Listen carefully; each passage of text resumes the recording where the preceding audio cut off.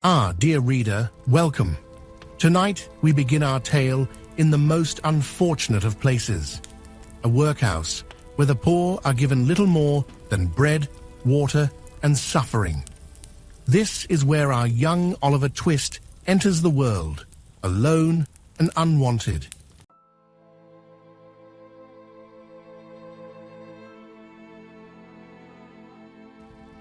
Oliver Twist by Charles Dickens.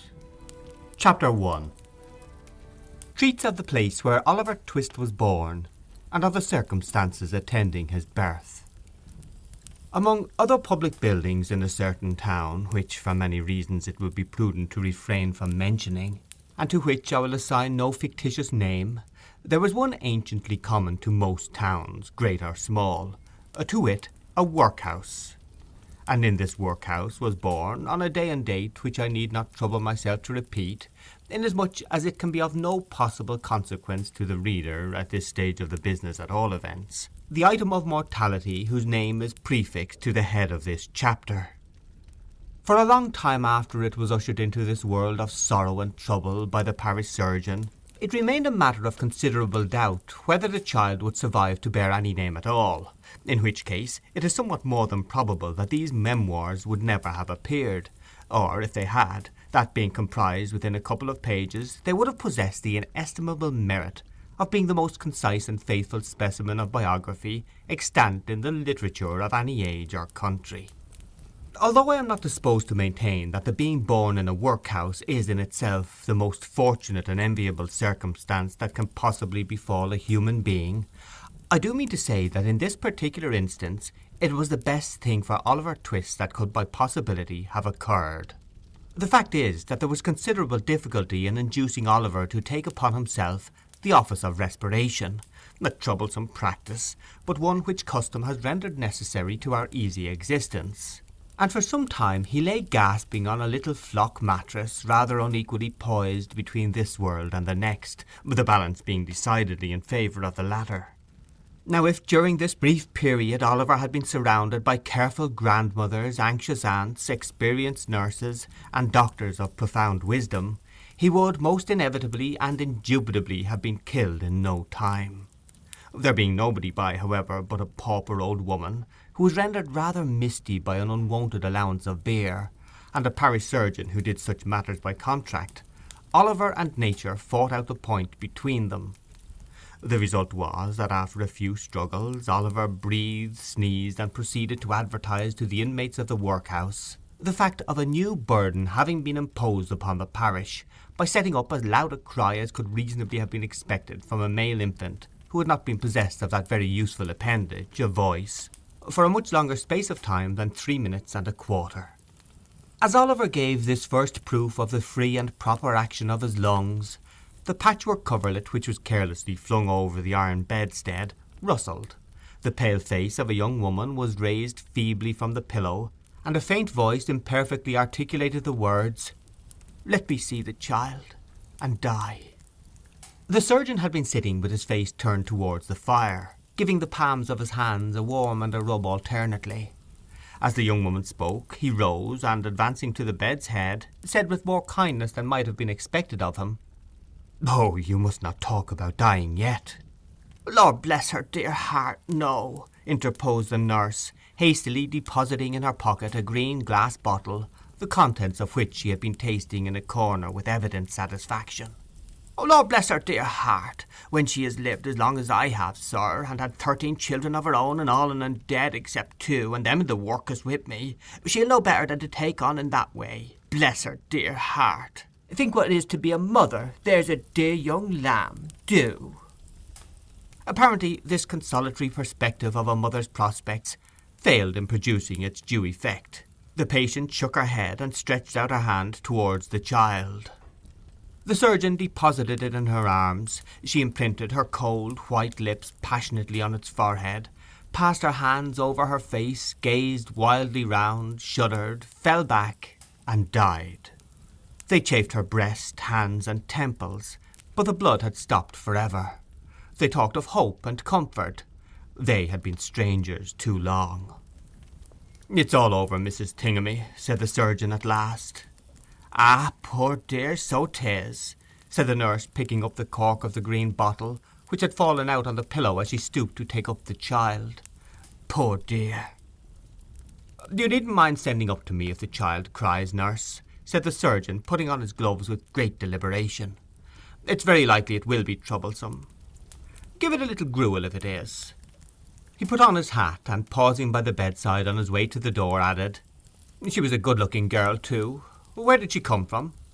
"She was brought here last night," replied the old woman, "by the overseer's order. She was found lying in the street. She had walked some distance, for her shoes were worn to pieces. But where she came from, or where she was going to, nobody knows." The surgeon leaned over the body and raised the left hand. "The old story," he said, shaking his head. "No wedding ring, I see. Ah, good night." The medical gentleman walked away to dinner, and the nurse, having once more applied herself to the green bottle, sat down on a low chair before the fire and proceeded to dress the infant. What an excellent example of the power of dress young Oliver Twist was! Wrapped in the blanket which had hitherto formed his only covering, he might have been the child of a nobleman or a beggar. It would have been hard for the haughtiest stranger to have assigned him his proper station in society. But now that he was enveloped in the old calico robes which had grown yellow in the same service, he was badged and ticketed, and fell into his place at once. A parish child, the orphan of a workhouse, the humble half-starved drudge, to be cuffed and buffeted through the world, despised by all and pitied by none. Oliver cried lustily. If he could have known that he was an orphan, left to the tender mercies of church wardens and overseers, perhaps he would have cried the louder. End of chapter 1. Hunger, my friends, is a powerful force. It can drive a man to desperation, a child to bravery.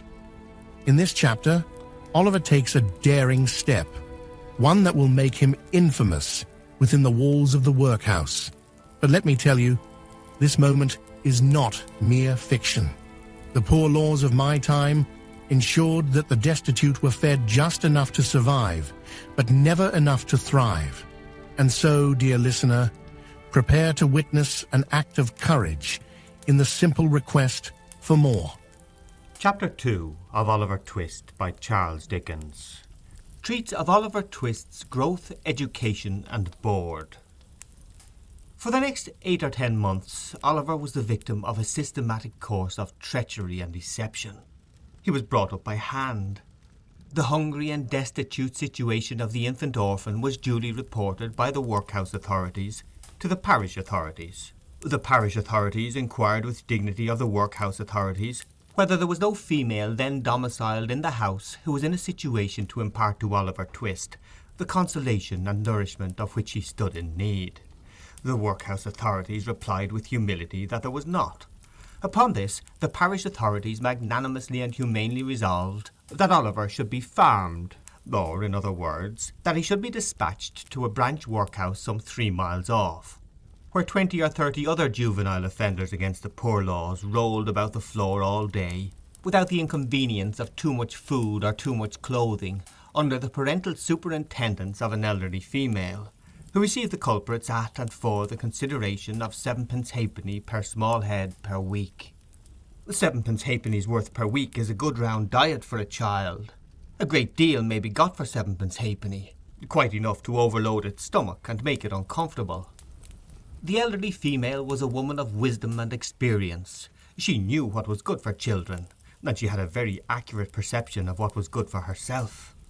So she appropriated the greater part of the weekly stipend to her own use, and consigned the rising parochial generation to even a shorter allowance than was originally provided for them, thereby finding in the lowest depth a deeper still, and proving herself a very great experimental philosopher.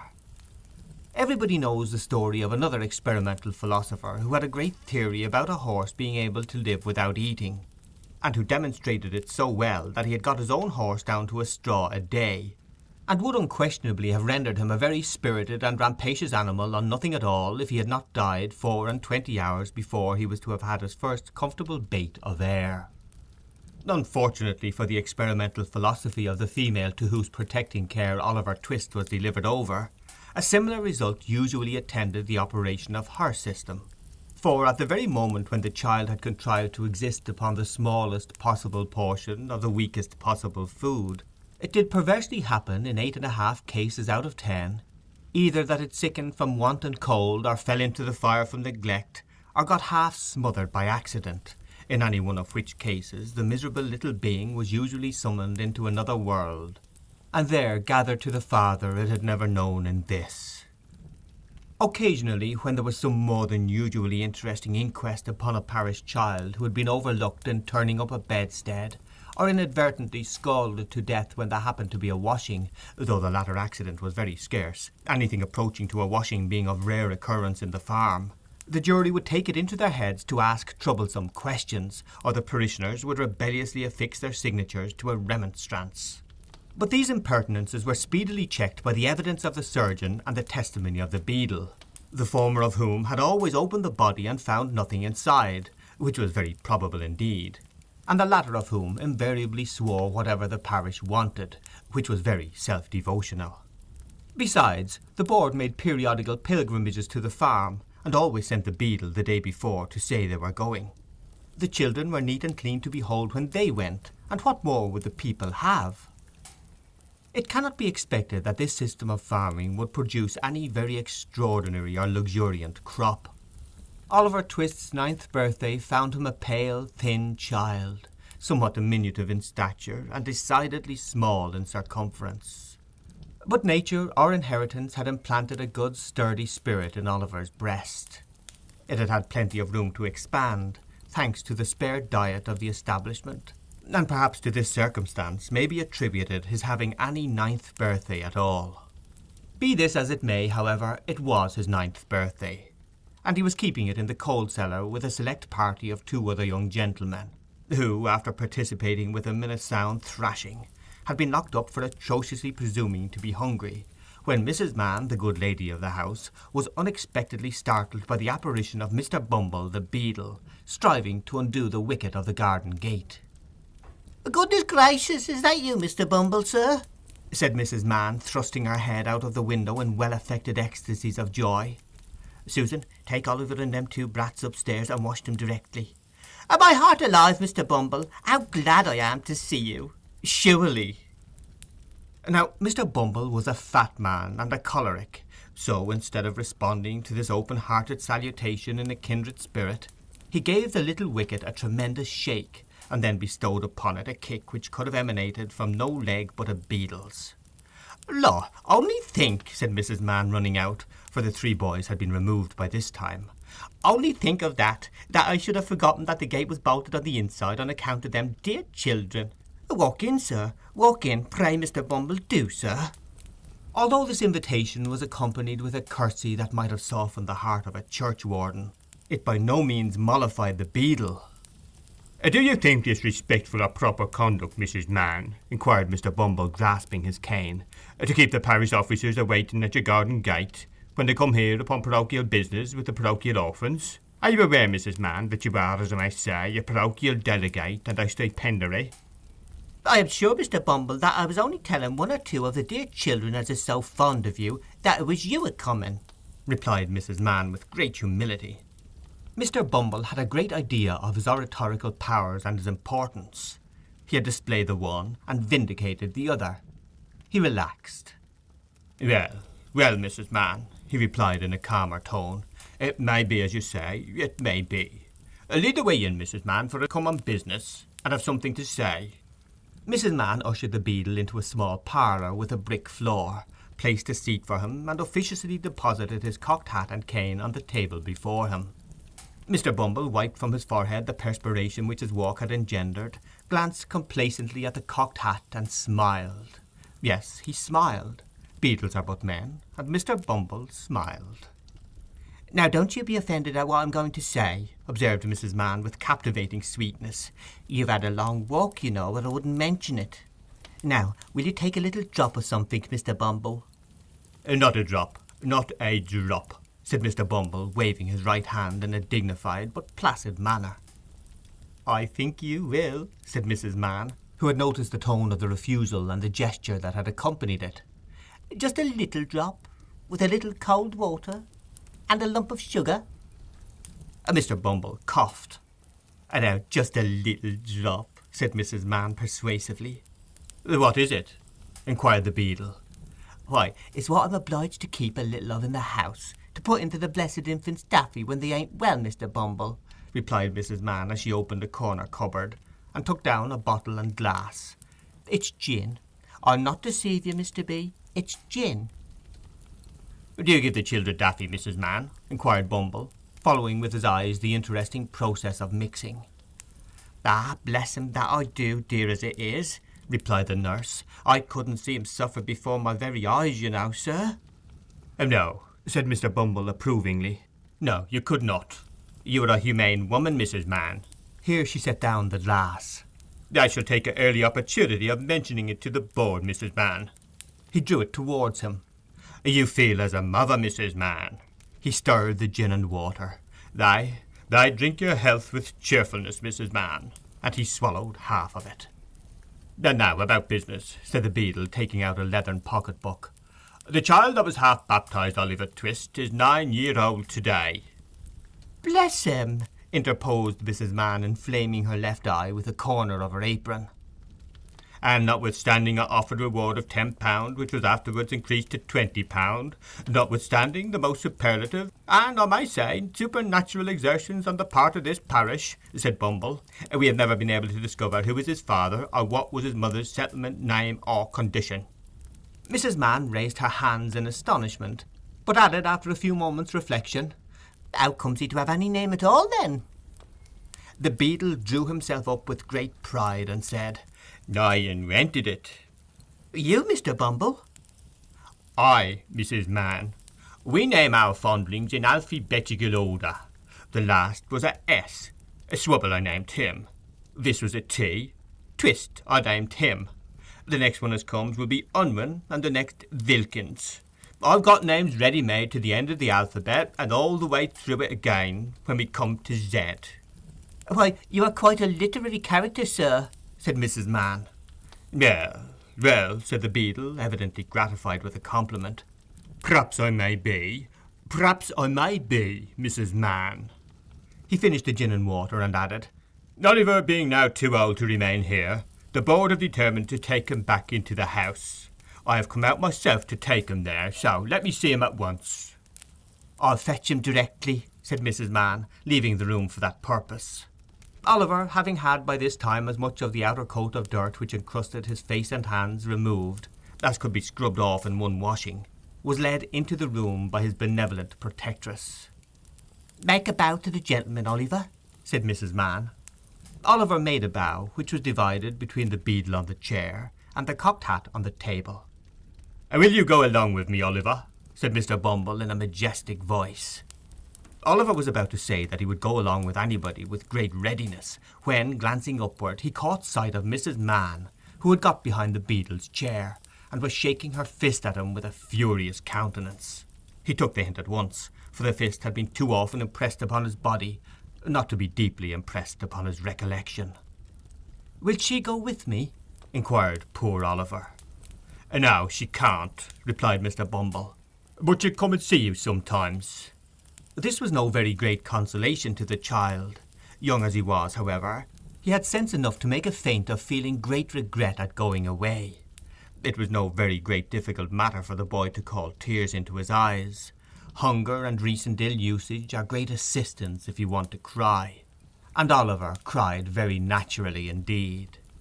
Mrs. Mann gave him 1,000 embraces, and what Oliver wanted a great deal more, a piece of bread and butter, lest he should seem too hungry when he got to the workhouse. With the slice of bread in his hand, and the little brown cloth parish cap on his head, Oliver was then led away by Mr. Bumble from the wretched home where one kind word or look had never lighted the gloom of his infant years. And yet he burst into an agony of childish grief as the cottage gate closed after him. Wretched as were the little companions in misery he was leaving behind, they were the only friends he had ever known, and a sense of his loneliness in the great wide world sank into the child's heart for the first time. Mr. Bumble walked on with long strides. Little Oliver, firmly grasping his gold-laced cuff, trotted beside him, inquiring at the end of every quarter of a mile whether they were nearly there. To these interrogations Mr. Bumble returned very brief and snappish replies, for the temporary blandness which gin and water awakens in some bosoms had by this time evaporated, and he was once again a beadle. Oliver had not been within the walls of the workhouse a quarter of an hour, and had scarcely completed the demolition of a second slice of bread, when Mr. Bumble, who had handed him over to the care of an old woman, returned, and, telling him it was a board night, informed him that the board had said he was to appear before it forthwith. Not having a very clearly defined notion of what a live board was, Oliver was rather astounded by this intelligence, and was not quite certain whether he ought to laugh or cry. He had no time to think about the matter, however, for Mr. Bumble gave him a tap on the head with his cane to wake him up, and another on the back to make him lively, and, bidding him to follow, conducted him into a large whitewashed room, where 8 or 10 fat gentlemen were sitting round a table. At the top of the table, seated in an armchair rather higher than the rest, was a particularly fat gentleman with a very round red face. "Bow to the board," said Bumble. Oliver brushed away 2 or 3 tears that were lingering in his eyes, and seeing no board but the table, fortunately bowed to that. "What's your name, boy?" said the gentleman in the high chair. Oliver was frightened at the sight of so many gentlemen, which made him tremble, and the beadle gave him another tap behind, which made him cry. These 2 causes made him answer in a very low and hesitating voice, whereupon a gentleman in a white waistcoat said he was a fool, which was a capital way of raising his spirits and putting him quite at his ease. "Boy," said the gentleman in the high chair, "now listen to me. You know you're an orphan, I suppose?" "What's that, sir?" inquired poor Oliver. "The boy is a fool. I thought he was," said the gentleman in the white waistcoat. "Hush," said the gentleman who had spoken first. "You know you've got no father or mother, and that you were brought up by the parish, don't you?" "Yes, sir," replied Oliver, weeping bitterly. "What are you crying for?" inquired the gentleman in the white waistcoat. And to be sure, it was very extraordinary. What could the boy be crying for? "I hope you say your prayers every night," said another gentleman in a gruff voice. "and pray for the people who feed you and take care of you, like a Christian." "Yes, sir," stammered the boy. The gentleman who spoke last was unconsciously right. It would have been very like a Christian, and a marvellously good Christian too, if Oliver had prayed for the people who fed and took care of him.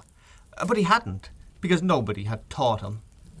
"Well, you've come here to be educated and taught a useful trade," said the red-faced gentleman in the high chair. "So you'll begin to pick oakum tomorrow morning at 6 o'clock, added the surly one in the white waistcoat. For the combination of both these blessings, in the one simple process of picking oakum, Oliver bowed low by the direction of the beadle, and was then hurried away to a large ward, where, on a rough, hard bed, he sobbed himself to sleep. What a noble illustration of the tender laws of England! They let the paupers go to sleep. Poor Oliver! He little thought, as he lay sleeping in happy unconsciousness of all around him, that the board had that very day arrived at a decision which would exercise the most material influence over all his future fortunes. But they had, and this was it. The members of this board were very sage, deep, philosophical men, and when they came to turn their attention to the workhouse, they found out at once what ordinary folks would never have discovered. The poor people liked it. It was a regular place of public entertainment for the poorer classes, a tavern where there was nothing to pay, a public breakfast, dinner, tea and supper all the year round, a brick-and-mortar Elysium, where it was all play and no work. "Oh, said the board, looking very knowing, "we are the fellows to set this to rights. We'll stop it all in no time." So they established the rule that all poor people should have the alternative, for they would compel nobody, not they, of being starved by a gradual process in the house, or by a quick one out of it. With this view they contracted with the waterworks to lay on an unlimited supply of water, and with a corn factor to supply periodically small quantities of oatmeal, and issue 3 meals of thin gruel a day, with an onion twice a week, and half a roll on Sundays. They made a great many other wise and humane regulations, having reference to the ladies, which it is not necessary to repeat. kindly undertook to divorce poor married people in consequence of the great expense of a suit in Doctors' Commons, and instead of compelling a man to support his family as they had theretofore done, took his family away from him and made him a bachelor. There is no saying how many applicants for relief under these last two heads might have started up in all classes of society if it had not been coupled with the workhouse. But the board were long-headed men and had provided for this difficulty. The relief was inseparable from the workhouse and the gruel, and that frightened people. For the first 6 months after Oliver Twist was removed, the system was in full operation. It was rather expensive at first, in consequence of the increase in the undertaker's bill, and the necessity of taking in the clothes of all the paupers, which fluttered loosely on their wasted, shrunken forms, after a week or two's gruel. But the number of workhouse inmates got thin as well as the paupers, and the board were in ecstasies. The room in which the boys were fed was a large stone hall, with a copper at one end, out of which the master, dressed in an apron for the purpose, and assisted by 1 or 2 women, ladled the gruel at meal times. Of this festive composition each boy had 1 porringer and no more, except on occasions of great public rejoicing, when he had 2 ounces and a quarter of bread besides. The bowls never wanted washing. The boys polished them with their spoons till they shone again, and when they had performed this operation, which never took very long, the spoons being nearly as large as the bowls, they would sit staring at the copper with such eager eyes as if they could have devoured the very bricks of which it was composed, employing themselves meanwhile in sucking their fingers most assiduously with a view of catching up any stray splashes of gruel that might have been cast thereon. Boys have generally excellent appetites. Oliver Twist and his companions suffered the tortures of slow starvation for 3 months. At last they got so voracious and wild with hunger that one boy, who was tall for his age and hadn't been used to that sort of thing, for his father had kept a small cook-shop, hinted darkly to his companions that unless he had another basin of gruel per diem, he was afraid he might some night happen to eat the boy who slept next him, who happened to be a weakly youth of tender age. He had a wild, hungry eye, and they implicitly believed him. A council was held. Lots were cast who should walk up to the master after supper that evening and ask for more, and it fell to Oliver Twist. The evening arrived. The boys took their places. The master, in his cook's uniform, stationed himself at the copper. His pauper assistants ranged themselves behind him. The gruel was served out, and a long grace was said over the short commons. The gruel disappeared. The boys whispered each other, and winked at Oliver, while his next neighbours nudged him. Child as he was desperate with hunger, and reckless with misery. He rose from the table, and advancing to the master, basin and spoon in hand, said, somewhat alarmed at his own temerity, "Please, sir, I want some more." The master was a fat, healthy man, but he turned very pale. He gazed in stupefied astonishment on the small rebel for some seconds, and then clung for support to the copper. The assistants were paralysed with wonder, the boys with fear. "What?" said the master at length in a faint voice. "Please, sir," replied Oliver, "I want some more." The master aimed a blow at Oliver's head with the ladle, pinioned him in his arm, and shrieked aloud for the beadle. The board were sitting in solemn conclave when Mr. Bumble rushed into the room in great excitement, and, addressing the gentleman in the high chair, said, Mr. Limpkins, I beg your pardon, sir. Oliver Twist has asked for more." There was a general start. Horror was depicted on every countenance. "For more?" said Mr. Limpkins. "Compose yourself, Bumble, and answer me distinctly. Do I understand that he asked for more after he had eaten the supper allotted by the dietary?" "He did, sir," replied Bumble. "That boy will be hung," said the gentleman in the white waistcoat. "I know that boy will be hung." Nobody controverted the prophetic gentleman's opinion. An animated discussion took place. Oliver was ordered into instant confinement, and a bill was next morning pasted on the outside of the gate, offering a reward of £5 to anybody who would take Oliver Twist off the hands of the parish. In other words, £5 and Oliver Twist were offered to any man or woman who wanted an apprentice to any trade, business, or calling. "I never was more convinced of anything in my life," said the gentleman in the white waistcoat, as he knocked at the gate and read the bill next morning, I never was more convinced of anything in my life than I am that that boy will come to be hung. As I propose to show in the sequel whether the white waistcoated gentleman was right or not, I shall perhaps mar the interest of this narrative, supposing it to possess any at all, if I venture to hint just yet whether the life of Oliver Twist had this violent termination or no. End of chapter 2. Fate can be a cruel master. One moment, you are but a starving orphan, and the next hauled before a magistrate as though you were a criminal. Terrible. But such was the fate of the poor in my time. With no family, no protector, a child could be cast away like a stray dog. Yet, even in the darkest moments, there are glimpses of kindness. Will Oliver find one such soul today? We shall soon find out. Chapter 3 of Oliver Twist by Charles Dickens relates how Oliver Twist was very near getting a place which would not have been a sinecure. For a week after the commission of the impious and profane offence of asking for more, Oliver remained a close prisoner in the dark and solitary room to which he had been consigned by the wisdom and mercy of the board.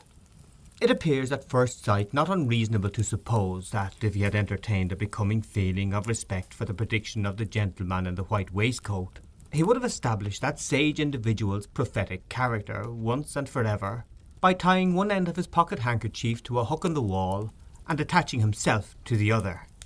To the performance of this feat, however, there was one obstacle, namely that pocket-handkerchiefs, being decided articles of luxury, had been, for all future times and ages, removed from the noses of paupers by the express order of the board in council assembled, solemnly given and pronounced under their hands and seals. There was a still greater obstacle in Oliver's youth and childishness. He only cried bitterly all day, and when the long dismal night came on, spread his little hands before his eyes to shut out the darkness, and crouching in the corner tried to sleep, ever and anon waking with a start and tremble, and drawing himself closer and closer to the wall, as if to feel even its cold hard surface were a protection in the gloom and loneliness which surrounded him. Let it not be supposed by the enemies of the system that during the period of his solitary incarceration Oliver was denied the benefit of exercise, the pleasure of society, or the advantages of religious consolation. As for exercise, it was nice cold weather, and he was allowed to perform his ablutions every morning under the pump, in a stone yard, in the presence of Mr. Bumble, who prevented his catching cold and caused a tingling sensation to pervade his frame, by repeated applications of the cane. As for society, he was carried every other day into the hall where the boys dined, and there sociably flogged as a public warning and example, and so far from being denied the advantages of religious consolation, he was kicked into the same apartment every evening at prayer time, and there permitted to listen to and console his mind with a general supplication of the boys, containing a special clause, therein inserted by authority of the board, in which they entreated to be made good, virtuous, contented, and obedient, and to be guarded from the sins and vices of Oliver Twist, whom the supplication distinctly set forth to be under the exclusive patronage and protection of the powers of wickedness, and an article direct from the manufactory of the very devil himself. It chanced one morning, while Oliver's affairs were in this auspicious and comfortable state, that Mr. Gamfield, chimney-sweep, went his way down the High Street, deeply cogitating in his mind his ways and means of paying certain arrears of rent, for which his landlord had become rather pressing. Mr. Gamfield's most sanguine estimate of his finances could not raise them within full £5 of the desired amount, and in a species of arithmetical desperation he was alternately cudgelling his brains and his donkey, when, passing the workhouse, his eyes encountered the bill on the gate. "Whoa," said Mr. Gamfield to the donkey. The donkey was in a state of profound abstraction, wondering probably whether he was destined to be regaled with a cabbage stalk or two when he had disposed of the 2 sacks of soot with which the little cart was laden. So, without noticing a word of command, he jogged onward. Mr. Gamfield growled a fierce imprecation on the donkey generally, but more particularly on his eyes, and, running after him, bestowed a blow on his head, which would inevitably have beaten in any skull but a donkey's. Then, catching hold of the bridle, he gave his jaw a sharp wrench, by way of gentle reminder that he was not his own master, and by these means turned him round. He then gave him another blow on the head, just to stun him till he came back again. Having completed these arrangements, he walked up to the gate to read the bill. The gentleman with the white waistcoat was standing at the gate with his hands behind him, after having delivered himself of some profound sentiments in the boardroom. Having witnessed the little dispute between Mr. Gamfield and the donkey, he smiled joyously when that person came up to read the bill, for he saw at once that Mr. Gamfield was exactly the sort of master Oliver Twist wanted. Mr. Gamfield smiled too as he perused the document, for £5 was just the sum he had been wishing for, and as to the boy with which it was encumbered, Mr. Gamfield, knowing what the dietary of the workhouse was, well knew he would be a nice small pattern, just the very thing for register stoves. So he spelt the bill through again from beginning to end, and then, touching his fur cap in token of humility, accosted the gentleman in the white waistcoat. "This here boy, sir, what the parish wants to prentice," said Mr. Gamfield. "Ay, my man," said the gentleman in the white waistcoat with a condescending smile. "What of him?" "If the parish would like him to learn a right pleasant trade in a good spectable chimbley-sweeping business," said Mr. Gamfield, "I wants a prentice, and I am ready to take him." "Walk in," said the gentleman in the white waistcoat. Mr. Gamfield, having lingered behind to give the donkey another blow on the head and another wrench of the jaw, as a caution not to run away in his absence, followed the gentleman with the white waistcoat into the room where Oliver had first seen him. "It's a nasty trade," said Mr. Limpkins, when Gamfield had again stated his wish. "Young boys have been smothered in chimneys before now," said another gentleman. "That's because they damped the straw afore they lit it in the chimney, to make 'em come down again," said Gamfield. "That's all smoke and no blaze, whereas smoke ain't no use at all in making a boy come down, for it only sends him to sleep, and that's what he likes. Boys is very obstinate and very lazy, gentlemen, and there's nothing like a good hot blaze to make 'em come down with a run. It's humane too, gentlemen, because even if they're stuck in the chimbley, roasting their feet makes them struggle to extricate themselves." The gentleman in the white waistcoat appeared very much amused by this explanation, but his mirth was speedily checked by a look from Mr. Limpkins. The board then proceeded to converse among themselves for a few minutes, but in so low a tone that the words "saving of expenditure," "looked well in the accounts," "have a printed report published," were alone audible. These only chanced to be heard, indeed, on account of their being very frequently repeated with great emphasis. At length the whispering ceased, and the members of the board having resumed their seats and their solemnity, Mr. Limpkins said, "We have considered your proposition, and we don't approve of it." "Not at all," said the gentleman in the white waistcoat. "Decidedly not," added the other members. As Mr. Gamfield did happen to labour under the slight imputation of having bruised 3 or 4 boys to death already, it occurred to him that the board had perhaps, in some unaccountable freak, taken it into their heads that this extraneous circumstance ought to influence their proceedings. It was very unlike their general mode of doing business, if they had, but still, as he had no particular wish to revive the rumour, he twisted his cap in his hands and walked slowly from the table. "So, you won't let me have him, gentlemen?" said Mr. Gamfield, pausing near the door. "No," replied Mr. Limpkins. "At least, as it's a nasty business, we think you ought to take something less than the premium we offered." Mr. Gamfield's countenance brightened, as with a quick step he returned to the table and said, "What'll you give, gentlemen? Come, don't be too hard on a poor man. What'll you give?" "I should say £3.10 was plenty," said Mr. Limpkins. "10 shillings too much," said the gentleman in the white waistcoat. "Come," said Gamfield, "say £4, gentlemen. Say £4, and you got rid of 'em for good and all. There." £3.10, repeated Mr. Limpkins firmly. "Come, I'll split the difference, gentlemen," urged Gamfield. £3.15. "Not a farthing more," was the firm reply of Mr. Limpkins. "You're desperate hard upon me, gentlemen," said Gamfield, wavering. "Pooh, pooh, nonsense," said the gentleman in the white waistcoat. "He'd be cheap with nothing at all as a premium. Take him, you silly fellow. He's just the boy for you. He wants to stick now and then. It'll do him good. And his board needn't come very expensive, for he hasn't been overfed since he was born. Mr. Gamfield gave an arch look at the faces round the table, and observing a smile on all of them, gradually broke into a smile himself. The bargain was made. Mr. Bumble was at once instructed that Oliver Twist and his indentures were to be conveyed before the magistrate for signature and approval that very afternoon. In pursuance of this determination, little Oliver, to his excessive astonishment, was released from bondage, and ordered to put himself into a clean shirt.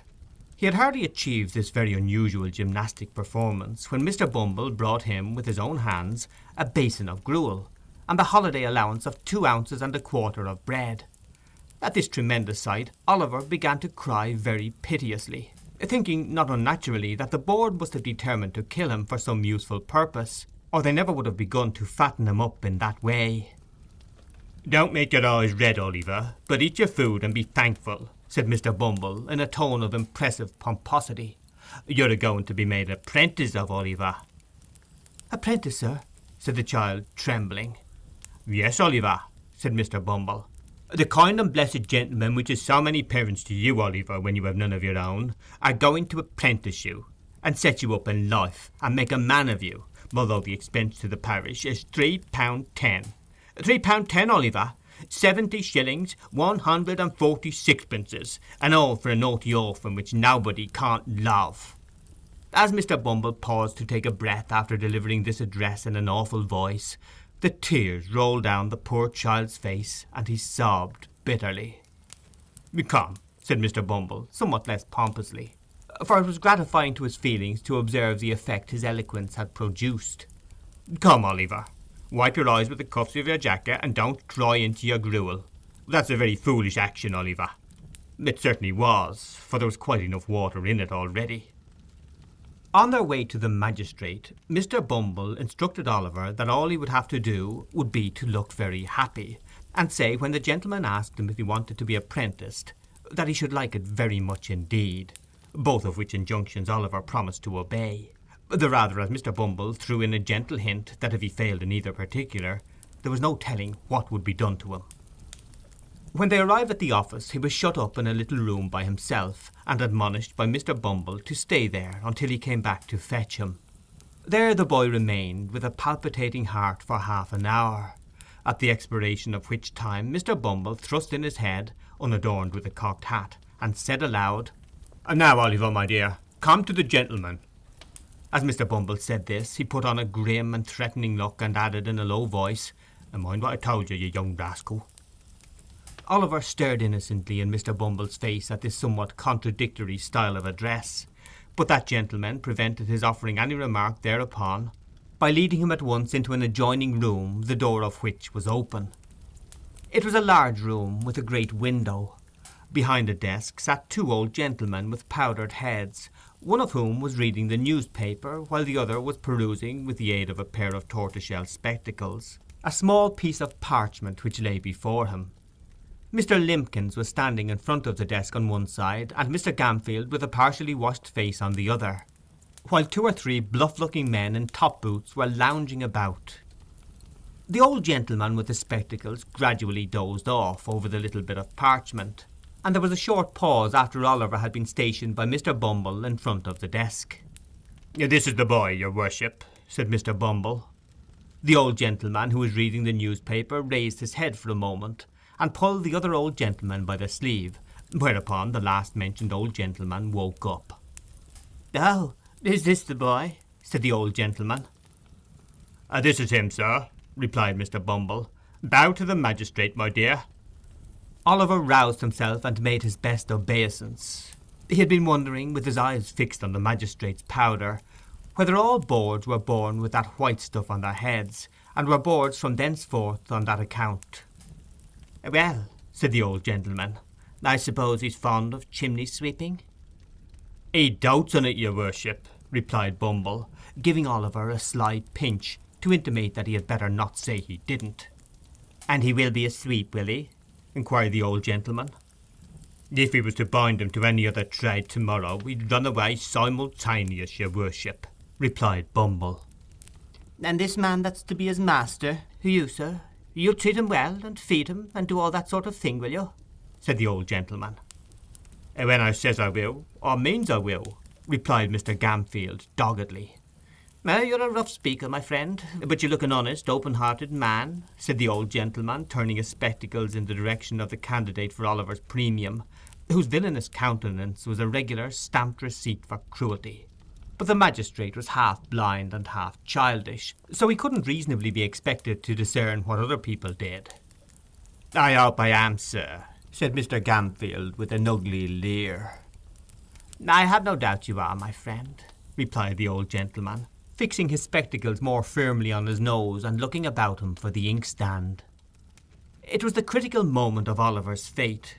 If the inkstand had been where the old gentleman thought it was, he would have dipped his pen into it and signed the indentures, and Oliver would have been straightway hurried off. But as it chanced to be immediately under his nose, it followed as a matter of course that he looked all over his desk for it without finding it, and happening in the course of his search to look straight before him, his gaze encountered the pale and terrified face of Oliver Twist, who, despite all the admonitory looks and pinches of Bumble, was regarding the repulsive countenance of his future master with a mingled expression of horror and fear, too palpable to be mistaken even by a half-blind magistrate. The old gentleman stopped, laid down his pen, and looked from Oliver to Mr. Limpkins, who attempted to take snuff with a cheerful and unconcerned aspect. "My boy," said the old gentleman, leaning over his desk. Oliver started at the sound.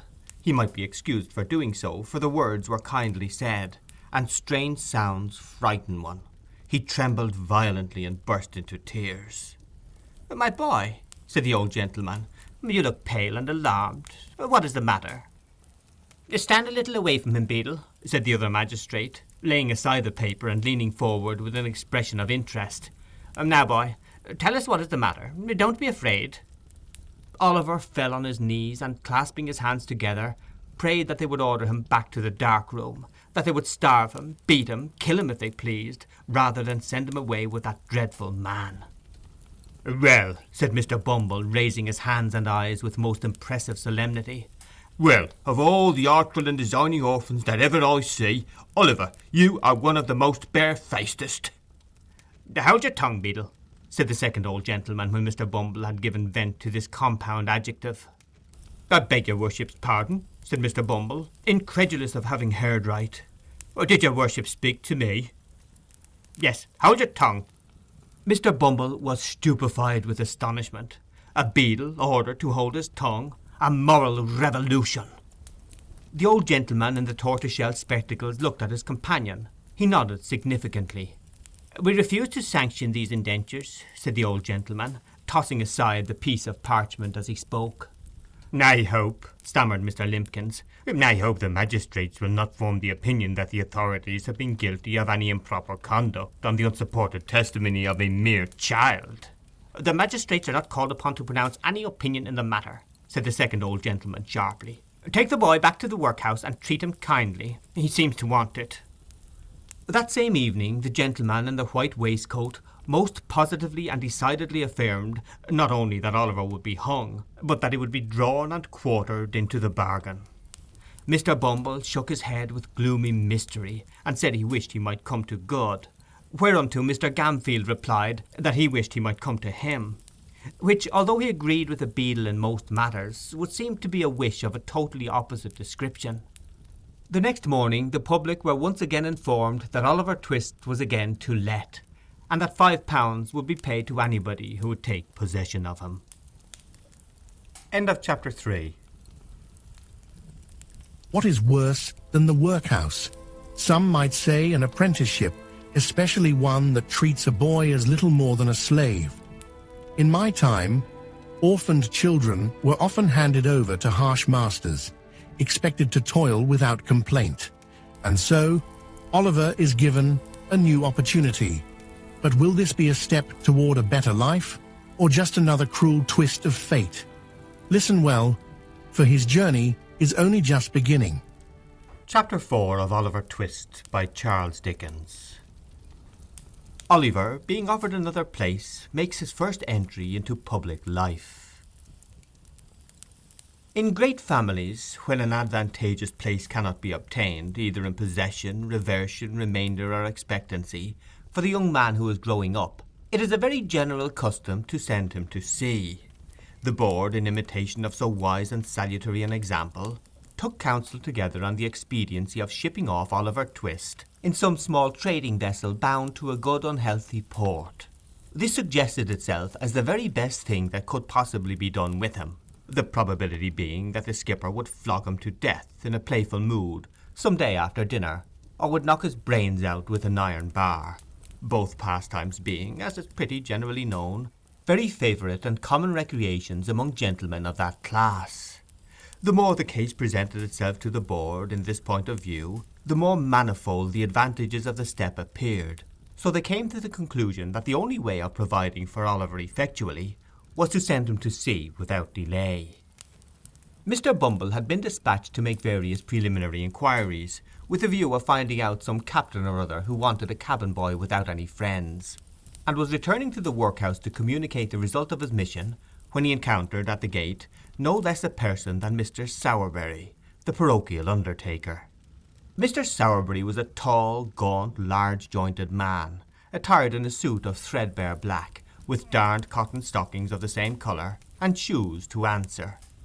His features were not naturally intended to wear a smiling aspect, but he was in general rather given to professional jocosity. His step was elastic, and his face betokened inward pleasantry as he advanced to Mr. Bumble and shook him cordially by the hand.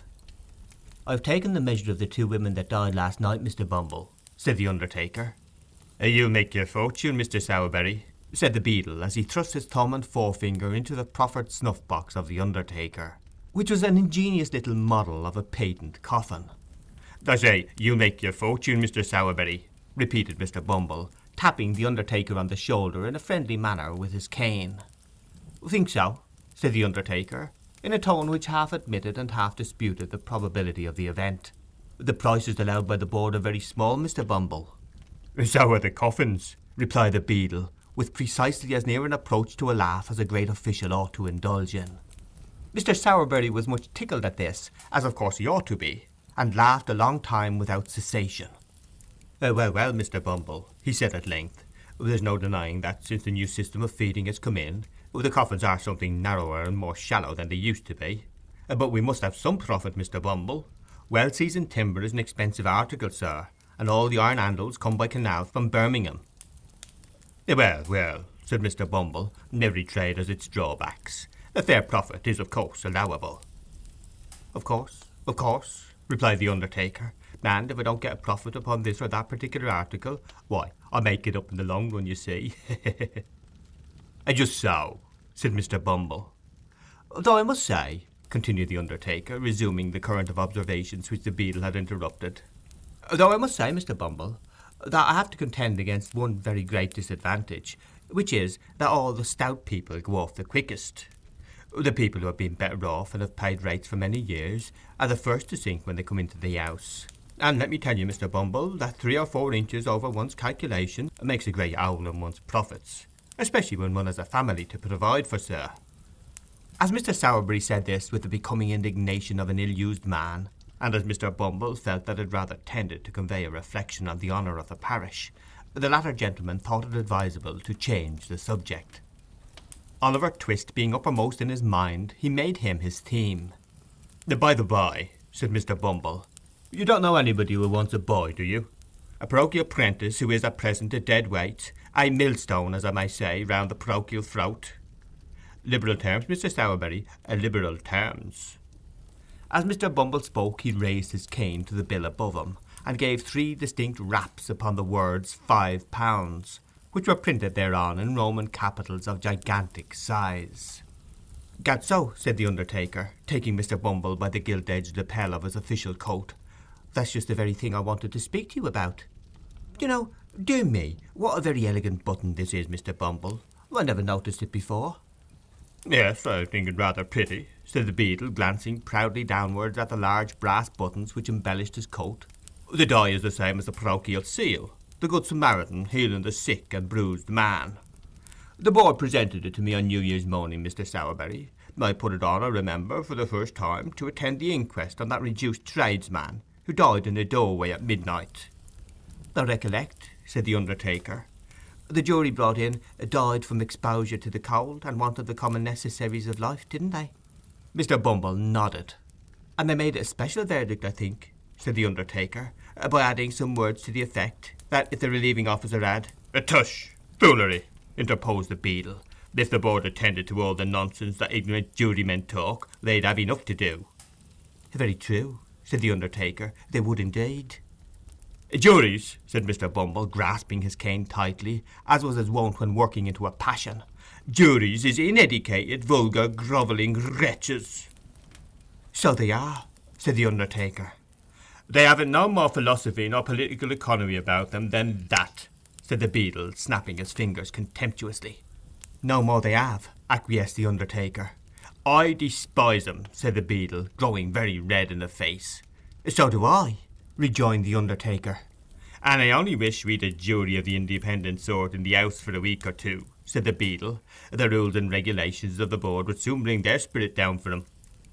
Let him alone for that, replied the undertaker. So saying, he smiled approvingly to calm the rising wrath of the indignant parish officer. Mr. Bumble lifted off his cocked hat, took a handkerchief from the inside of the crown, wiped from his forehead the perspiration which his rage had engendered, fixed the cocked hat on again, and turning to the undertaker, said in a calmer voice— Well, what about the boy? Oh, replied the undertaker, why, you know, Mr. Bumble, I pay a good deal towards the poor's rights. Ahem, said Mr. Bumble. Well? Well, replied the undertaker, I was thinking that if I pay so much towards 'em, I have a right to get as much out of them as I can, Mr. Bumble, and so I think I'll take the boy myself. Mr. Bumble grasped the undertaker by the arm and led him into the building. Mr. Sowerberry was closeted with the board for 5 minutes, and it was arranged that Oliver should go to him that evening upon liking, a phrase which means, in the case of a parish apprentice, that if the master find upon a short trial that he can get enough work out of a boy without putting too much food into him, he shall have him for a term of years to do what he likes with. When little Oliver was taken before the gentlemen that evening, and informed that he was to go that night as general house lad to a coffin-maker's, and that if he complained of a situation, or ever came back to the parish again, he would be sent to sea, there to be drowned or knocked on the head as the case might be, he evinced so little emotion that they, by common consent, pronounced him a hardened young rascal, and ordered Mr. Bumble to remove him forthwith.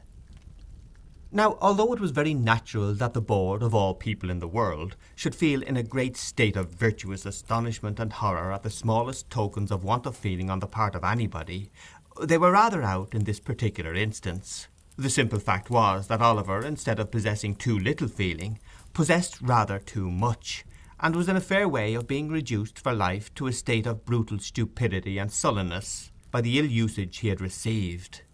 He heard the news of his destination in perfect silence, and having had his luggage put into his hand, which was not very difficult to carry, inasmuch as it was all comprised within the limits of a brown paper parcel, about 1/2 foot square by 3 inches deep, he pulled his cap over his eyes, and once more attaching himself to Mr. Bumble's coat cuff, was led away by that dignitary to a new scene of suffering. For some time Mr. Bumble drew Oliver along without notice or remark, for the beadle carried his head very erect, as a beadle always should, and, it being a windy day, little Oliver was completely enshrouded by the skirts of Mr. Bumble's coat as they blew open, and disclosed to great advantage his flapped waistcoat and drab plush knee-breeches. As they drew near to their destination, however, Mr. Bumble thought it expedient to look down, and see that the boy was in good order for inspection by his new master, which he accordingly did, with a fit and becoming air of gracious patronage. "Oliver," said Mr. Bumble. "Yes, sir," replied Oliver in a low, tremulous voice. "Pull that cap off your eyes and hold your head up, sir." Although Oliver did as he was desired at once, and passed the back of his unoccupied hand briskly across his eyes, he left a tear in them when he looked up at his conductor. As Mr. Bumble gazed sternly upon him, it rolled down his cheek. It was followed by another and another. The child made a strong effort, but it was an unsuccessful one. Withdrawing his other hand from Mr. Bumble's, he covered his face with both, and wept until the tears sprung out from between his chin and bony fingers. "Well," exclaimed Mr. Bumble, stopping short, and darting at his little charge a look of intense malignity. Well, of all the ungratefullest and worst disposed boys as ever I see, Oliver, you are the... Don't, no, sir, sobbed Oliver, clinging to the hand which held the well-known cane. No, no, sir, I will be good, indeed I will, sir. I am a very little boy, and it is so... So what? Inquired Mr. Bumble in amazement. So lonely, sir, so very lonely, cried the child. Everybody hates me. Oh, sir, pray don't be cross to me. The child beat his hand upon his heart and looked in his companion's face with tears of real agony. Mr. Bumble regarded Oliver's piteous and helpless look with some astonishment for a few seconds, hemmed 3 or 4 times in a husky manner, and after muttering something about that troublesome cough, bade Oliver dry his eyes and be a good boy. Then, once more taking his hand, he walked on with him in silence. The undertaker, who had just put up the shutters of his shop, was making some entries in his day-book by the light of a most appropriate dismal candle, when Mr. Bumble entered. "Aha!" said the undertaker, looking up from the book, and pausing in the middle of a word. "Is that you, Bumble?" "No one else, Mr. Sowerberry," replied the beadle. "Here, I've brought the boy." Oliver made a bow. "Oh, that's the boy, is it?" said the undertaker, raising the candle above his head to get a better view of Oliver. "Mrs. Sowerberry, will you have the goodness to come here for a moment, my dear?" Mrs. Sowerberry emerged from the little room behind the shop, and presented the form of a short, thin, squeezed-up woman, with a vixenish countenance. "My dear," said Mr. Sowerberry deferentially, "this is the boy from the workhouse that I told you of." Oliver bowed again. "Dear me," said the undertaker's wife, "he's very small." "Why, he is rather small," replied Mr. Bumble, looking at Oliver as if it were his fault that he was no bigger. "He is small, there's no denying it. But he'll grow, Mrs. Sowerberry, he'll grow." "Ah, I dare say he will," replied the lady pettishly, "on our victuals and our drink. I see no saving in parish children, not I, for they always cost more to keep than they're worth. However, men always think they know best. There, get downstairs, little bag of bones." With this, the undertaker's wife opened the side door and pushed Oliver down a steep flight of stairs into a stone cell, damp and dark, forming the anteroom to the coal cellar and denominated kitchen, wherein sat a slatternly girl in shoes down at heel, and blue worsted stockings very much out of repair. "Here, Charlotte," said Mrs. Sowerberry, who had followed Oliver down, "give this boy some of the coal bits that were put by for Trip. He hasn't come home since the morning, so he may go without them. I dare say the boy isn't too dainty to eat them, are you, boy?" Oliver, whose eyes had glistened at the mention of meat, and who was trembling with eagerness to devour it, replied in the negative, and a plateful of coarse, broken victuals was set before him. I wish some well-fed philosopher, whose meat and drink turn to gall within him, whose blood is ice, whose heart is iron, could have seen Oliver Twist clutching at the dainty viands that the dog had neglected. I wish he could have witnessed the horrible avidity with which Oliver tore the bits asunder with all the ferocity of famine. There is only one thing I should like better, and that would be to see the philosopher making the same sort of meal himself, with the same relish. "Well," said the undertaker's wife when Oliver had finished his supper, which he had regarded in silent horror and with fearful auguries of his future appetite, "have you done?" There being nothing eatable within reach, Oliver replied in the affirmative. "Then come with me," said Mrs. Sowerberry, taking up a dim and dirty lamp and leading the way upstairs. "Your bed's under the counter. You don't mind sleeping among the coffins, I suppose? But it doesn't much matter whether you do or don't, for you can't sleep anywhere else. Come on, don't keep me here all night." Oliver lingered no longer, but meekly followed his new mistress. End of chapter 4.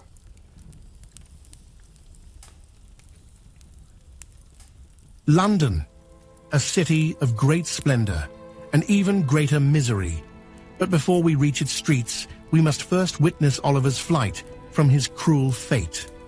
Running away, was it bravery, desperation, or merely the only choice left to a boy who had known nothing but suffering? The road ahead is long, and not all those who offer help can be trusted. But let us not get ahead of ourselves. First, Oliver must escape. Chapter 5 of Oliver Twist by Charles Dickens. Oliver mingles with new associates, Going to a funeral for the first time, he forms an unfavourable notion of his master's business. Oliver, being left to himself in the undertaker's shop, set the lamp down on a workman's bench, and gazed timidly about him with a feeling of awe and dread, which many people a good deal older than he will be at no loss to understand. An unfinished coffin on black trestles, which stood in the middle of the shop, looked so gloomy and death-like that a cold tremble came over him every time his eyes wandered in the direction of the dismal object, from which he almost expected to see some frightful form slowly rear its head to drive him mad with terror. Against the wall were ranged in regular array a long row of elm boards cut in the same shape, looking in the dim light like high-shouldered ghosts with their hands in their breeches pockets. Coffin plates, elm chips, bright-headed nails, and shreds of black cloth lay scattered on the floor, and the wall behind the counter was ornamented with a lively representation of two mutes in very stiff neckcloths, on duty at a large private door, with a hearse drawn by 4 black steeds approaching in the distance. The shop was close and hot. The atmosphere seemed tainted with the smell of coffins. The recess beneath the counter in which his flock mattress was thrust looked like a grave. Nor were these the only dismal feelings which depressed Oliver. He was alone in a strange place, and we all know how chilled and desolate the best of us will sometimes feel in such a situation. The boy had no friends to care for, or to care for him. The regret of no recent separation was fresh in his mind. The absence of no loved and well-remembered face sank heavily into his heart. But his heart was heavy notwithstanding, and he wished, as he crept into his narrow bed, that that were his coffin, and that he could be lain in a calm and lasting sleep in the churchyard ground, with the tall grass waving gently above his head, and the sound of the old deep bell to soothe him in his sleep. Oliver was awakened in the morning by a loud kicking at the outside of the shop door, which, before he could huddle on his clothes, was repeated in an angry and impetuous manner about 25 times. When he began to undo the chain, the legs desisted, and a voice began. "Open the door, will you?" cried the voice which belonged to the legs which had kicked at the door. "I will directly, sir," replied Oliver, undoing the chain and turning the key. "I suppose you're the new boy, ain't you?" said the voice through the keyhole. "Yes, sir," replied Oliver.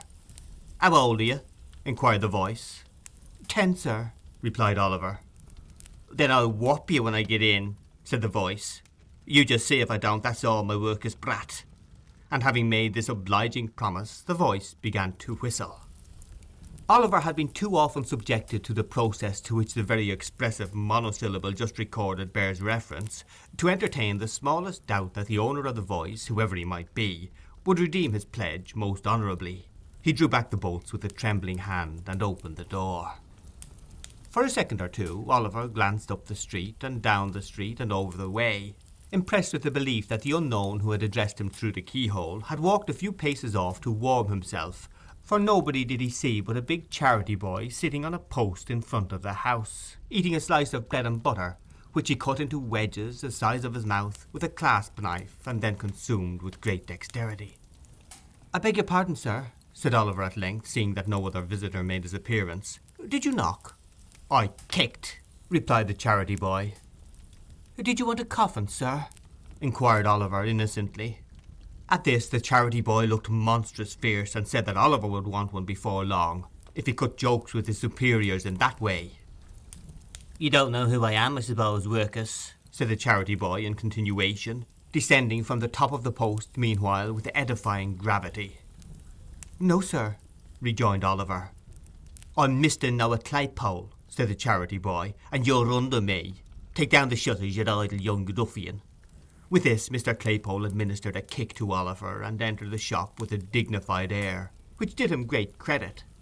It is difficult for a large-headed, small-eyed youth of lumbering make and heavy countenance to look dignified under any circumstances, but it is more especially so when superadded to these personal attractions are a red nose and yellow smalls.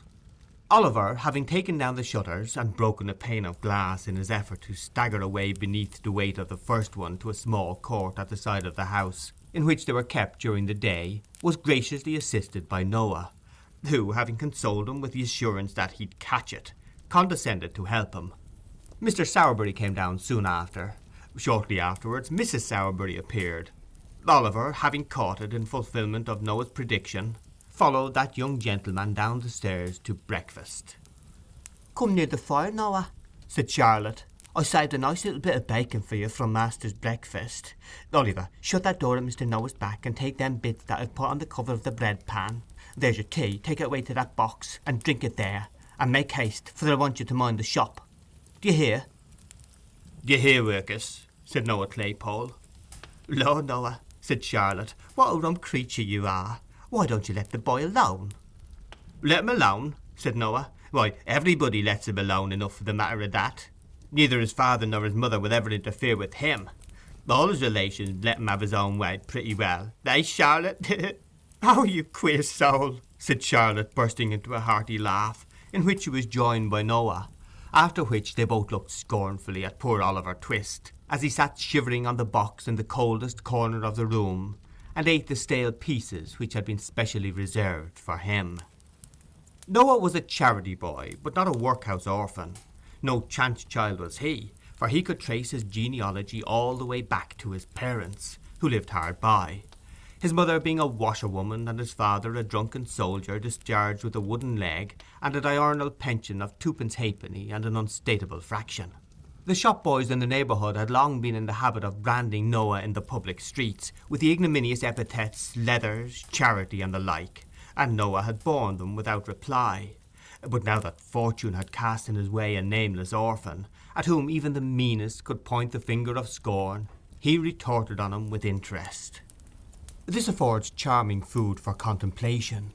It shows us what a beautiful thing human nature may be made to be, and how impartially the same amiable qualities are developed in the finest lord and the dirtiest charity boy. Oliver had been sojourning at the undertaker some 3 weeks or a month. Mr. and Mrs. Sowerberry, the shop being shut up, were taking their supper in the little back parlour, when Mr. Sowerberry, after several deferential glances at his wife, said, "My dear—" He was going to say more, but Mrs. Sowerberry, looking up with a peculiarly unpropitious aspect, he stopped short. "Well?" said Mrs. Sowerberry sharply. "Nothing, my dear, nothing," said Mr. Sowerberry. "Oh, you brute!" said Mrs. Sowerberry. "Not at all, my dear," said Mr. Sowerberry humbly. "I thought you didn't want to hear, my dear. I was only going to say—" "Oh, don't tell me what you were going to say," interposed Mrs. Sowerberry. "I am nobody. Don't consult me, pray. I don't want to intrude upon your secrets." As Mrs. Sowerberry said this, she gave an hysterical laugh, which threatened violent consequences. "But, my dear," said Sowerberry, "I want to ask your advice." "No, don't ask mine," replied Mrs. Sowerberry in an affecting manner. "Ask somebody else's." Here there was another hysterical laugh, which frightened Mr. Sowerberry very much. This is a very common and much approved matrimonial course of treatment, which is often very effective. It at once reduced Mr. Sowerberry to begging, as a special favour, to be allowed to say what Mrs. Sowerberry was most curious to hear. After a short duration, the permission was most graciously conceded. "It's only about young Twist, my dear," said Mr. Sowerberry. "A very good-looking boy, that, my dear." "He need be, for he eats enough," observed the lady. "There's an expression of melancholy in his face, my dear," resumed Mr. Sowerberry, "which is very interesting. He would make a delightful mute, my love." Mrs. Sowerberry looked up with an expression of considerable wonderment. Mr. Sowerberry remarked it, and, without allowing time for any observation on the good lady's part, proceeded. "I don't mean a regular mute to attend grown-up people, my dear, but only for children's practice. It would be very new to have a mute in proportion, my dear. You may depend upon it, it would have a superb effect." Mrs. Sowerberry, who had a good deal of taste in the undertaking way, was much struck by the novelty of this idea, but as it would have been compromising her dignity to have said so under existing circumstances, she merely inquired with much sharpness why such an obvious suggestion had not presented itself to her husband's mind before. Mr. Sowerberry rightly construed this as an acquiescence in his proposition. It was speedily determined, therefore, that Oliver should be at once initiated into the mysteries of the trade, and with this view, that he should accompany his master on the very next occasion of his services being required. The occasion was not long in coming. Half an hour after breakfast next morning, Mr. Bumble entered the shop, and supporting his cane against the counter, drew forth his large leathern pocket-book, from which he selected a small scrap of paper which he handed over to Sowerberry. "Aha," said the undertaker, glancing over it with a lively countenance. "An order for a coffin, eh?" "For a coffin first, and a parochial funeral afterwards," replied Mr. Bumble, fastening the strap of the leathern pocket-book, which, like himself, was very corpulent. "Baton," said the undertaker, looking from the scrap of paper to Mr. Bumble. "I never heard the name before." Bumble shook his head as he replied, "Obstinate people, Mr. Sowerberry, very obstinate. Proud too, I'm afraid, sir." "Proud, eh?" exclaimed Mr. Sowerberry with a sneer. "Come, that's too much." "Oh, it's sickening," replied the beadle. "Antimonial, Mr. Sowerberry." "So it is," acquiesced the undertaker. "We only heard of the family the night before last," said the beadle. "Now we shouldn't have known anything about them then, only a woman who lodges in the same house made an application to the parochial committee for them to send the parochial surgeon to see a woman as was very bad. He had gone out to dinner, but his prentice, which is a very clever lad, sent him some medicine in a blacking bottle off-hand." "Ah, there's promptness," said the undertaker. "Promptness indeed," replied the beadle. "But what's the consequence? What's the ungrateful behaviour of these rebels, sir? Why, the husband sends back word that the medicine won't suit his wife's complaint, and so she shan't take it. Says she shan't take it, sir. Good, strong, wholesome medicine, as was given with great success to 2 Irish labourers and a coal heaver only a week before, sent him for nothing, with a blacking bottle in, and he sends back word that she shan't take it, sir." As the atrocity presented itself to Mr. Bumble's mind in full force, he struck the counter sharply with his cane, and became flushed with indignation. "Well," said the undertaker, "I never did." "Never did, sir," ejaculated the beadle. "No, nobody never did. But now she's dead, and we got to bury her, and that's the direction, and the sooner it's done the better." Thus saying, Mr. Bumble put on his cocked hat, wrong side first, in a fever of parochial excitement, and flounced out of the shop. "Why, he was so angry, Oliver, that he forgot even to ask after you," said Mr. Sowerberry, looking after the beadle as he strode down the street. "Yes, sir," replied Oliver, who had carefully kept himself out of sight during the interview, and who was shaking from head to foot at the mere recollection of the sound of Mr. Bumble's voice. He needn't have taken the trouble to shrink from Mr. Bumble's glance, however, for that functionary, on whom the prediction of the gentleman in the white waistcoat had made a very strong impression, thought that now the undertaker had got Oliver upon trial, the subject was better avoided, until such time as he should be firmly bound for 7 years, and all danger of his being returned upon the hands of the parish should be thus effectually and legally overcome. "Well," said Mr. Sowerberry, taking up his hat, "the sooner this job is done the better. Noah, look after the shop. Oliver, put on your cap and come with me." Oliver obeyed, and followed his master on his professional mission. They walked on for some time through the most crowded and densely inhabited part of the town, and then, striking down a narrow street more dirty and miserable than any they had yet passed through, paused to look for the house which was the object of their search. The houses on either side were high and large, but very old, and tenanted by people of the poorest class, as their neglected appearance would have sufficiently denoted, without the concurrent testimony afforded by the squalid looks of the few men and women who, with folded arms and bodies half doubled, occasionally skulked along. A great many of the tenements had shop fronts, but these were fast closed and mouldering away, only the upper rooms being inhabited. Some houses, which had become insecure from age and decay, were prevented from falling into the street by huge beams of wood reared against the walls, and firmly planted in the road. But even these crazy dens seemed to have been selected as the nightly haunts of some homeless wretches, for many of the rough boards which supplied the place of door and window were wrenched from their positions, to afford an aperture wide enough for the passage of a human body. The kennel was stagnant and filthy. The very rats, which here and there lay putrefying in its rottenness, were hideous with famine. There was neither knocker nor bell-handle on the open door where Oliver and his master stopped, so, groping his way cautiously through the dark passage, and bidding Oliver keep close to him and not be afraid, the undertaker mounted to the top of the first flight of stairs. Stumbling against the door on the landing, he rapped at it with his knuckles. It was opened by a young girl of 13 or 14. The undertaker at once saw enough of what the room contained to know it was the apartment to which he had been directed. He stepped in. Oliver followed him. There was no fire in the room, but a man was crouching mechanically over the empty stove. An old woman, too, had drawn a low stool to the cold hearth and was sitting beside him.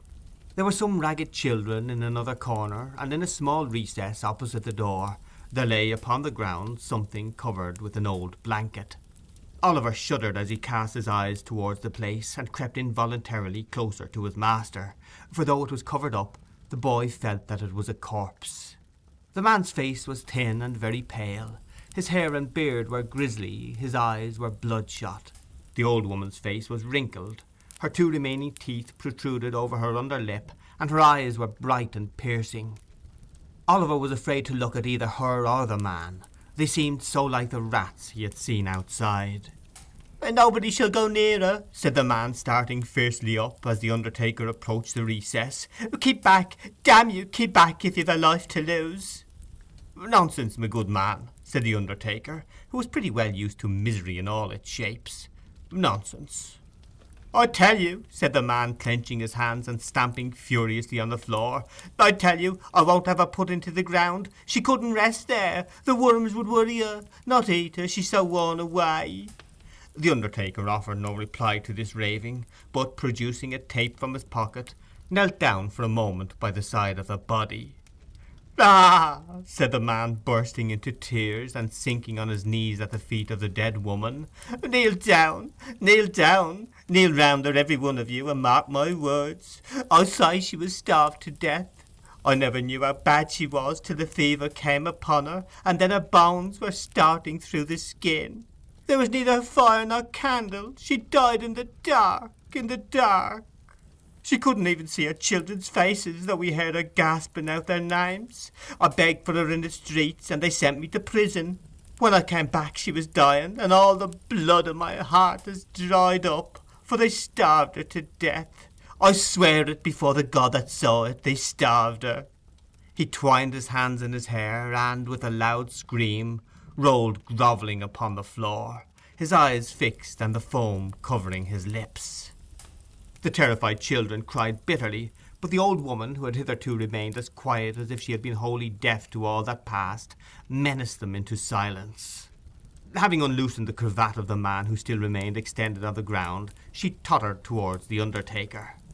"She was my daughter," said the old woman, nodding her head in the direction of the corpse, and speaking with an idiotic leer, more ghastly than even the presence of death in such a place. "Lord, Lord, well, it's strange that I, who gave birth to her and was a woman then, should be alive and merry now, and she lying there, so cold and stiff. Lord, Lord, to think of it! It's as good as a play, as good as a play." As the wretched creature mumbled and chuckled in her hideous merriment, the undertaker turned to go away. "Stop, stop," said the old woman in a loud whisper. "Will she be buried tomorrow, or next day, or tonight? I laid her out, and I must walk, you know. Send me a large cloak, a good warm one, for it's bitter cold. We should have cake and wine too before we go. Never mind, send some bread, only a loaf of bread and a cup of water.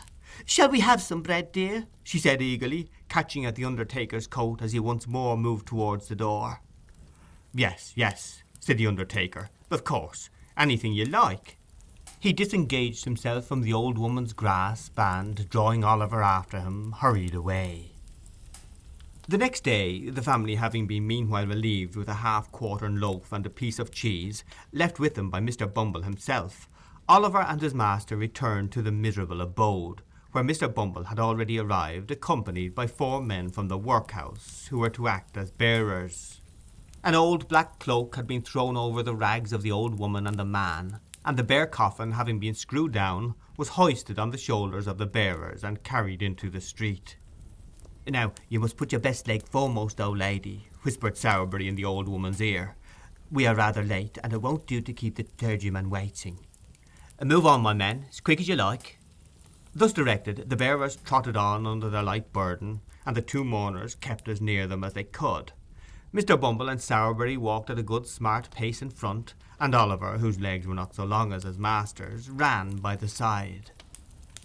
There was not so great a necessity for hurrying as Mr. Sowerberry had anticipated, however, for when they reached the obscure corner of the churchyard in which the nettles grew, and where the parish graves were made, the clergyman had not arrived, and the clerk, who was sitting by the vestry-room fire, seemed to think it by no means improbable that it might be an hour or so before he came.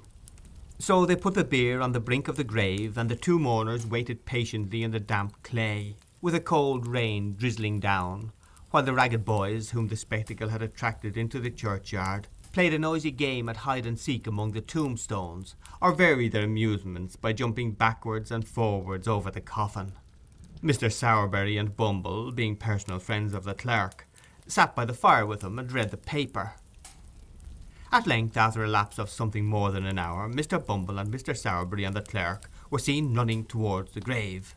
Immediately afterwards the clergyman appeared, putting on his surplice as he came along. Mr. Bumble then thrashed a boy or two to keep up appearances, and the reverend gentleman, having read as much of the burial service as could be compressed into 4 minutes, gave the surplice to the clerk and walked away again. "Now, Bill," said Sowerberry to the gravedigger, "fill up." It was no very difficult task, for the grave was so full that the uppermost coffin was within a few feet of the surface. The gravedigger shovelled in the earth, stamped it loosely down with his feet, shouldered his spade, and walked off, followed by the boys, who murmured very loud complaints at the fun being over so soon. "Come, my good fellow," said Bumble, tapping the man on the back. "They want to shut up the yard." The man, who had never once moved since he had taken his station by the graveside, started, raised his head, stared at the person who had addressed him, walked forward for a few paces, and fell down in a swoon. The crazy old woman was too much occupied in bewailing the loss of her cloak, which the undertaker had taken off, to pay him any attention, so they threw a can of cold water over him, and when he came to, saw him safely out of the churchyard, locked the gate, and departed on their different ways. "Well, Oliver," said Mr. Sowerberry as they walked home, "how do you like it?" "Pretty well, thank you, sir," replied Oliver, with considerable hesitation. "Not very much, sir." "Ah, you'll get used to it in time, Oliver," said Sowerberry. "Nothing when you are used to it, my boy." Oliver wondered in his own mind whether it had taken a very long time to get Mr. Sowerberry used to it, but he thought it better not to ask the question, and walked back to the shop, thinking over all he had seen and heard. End of chapter 5.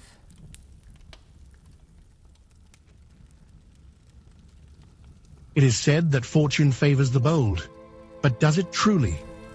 Oliver, weary and footsore, reaches the outskirts of London, a city teeming with opportunity and danger. Here he meets a most peculiar young gentleman.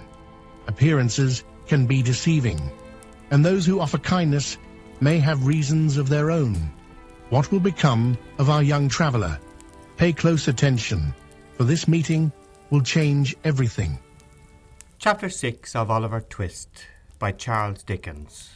Oliver, being goaded by the taunts of Noah, rouses into action and rather astonishes him. The month's trial over, Oliver was formally apprenticed. It was a nice sickly season just at this time. In commercial phrase, coffins were looking up, and in the course of a few weeks Oliver acquired a great deal of experience. The success of Mr. Sowerberry's ingenious speculation exceeded even his most sanguine hopes.